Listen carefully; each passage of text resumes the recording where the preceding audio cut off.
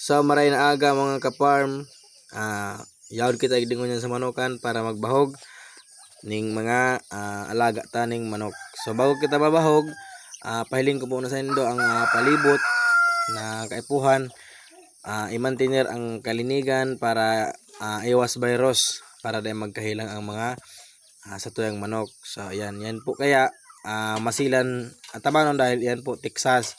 So pag nagkahilang talaga sinda, pag dahil mo na agapan, gadan. So yan, kaipuhan, malinig ang palibot. Yan. So malinig para iwas virus, kung ano man ang mga virus na para sa manok. So yan. So saro sa mga pinaka-importante na sa manukan is ang mga bahogan. So kaipuhan, malinig bago kita magbahog, bago kita magpainom. Yan, malinig. So yan. Dahil iwas man giraray sinta sa hilang.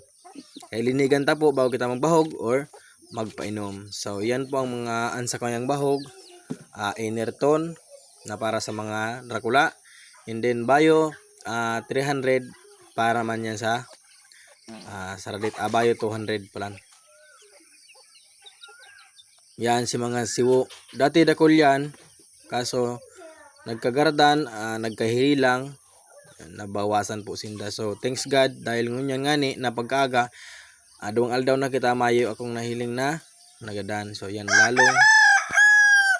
So kaya dako nang pasalamat kay Lord na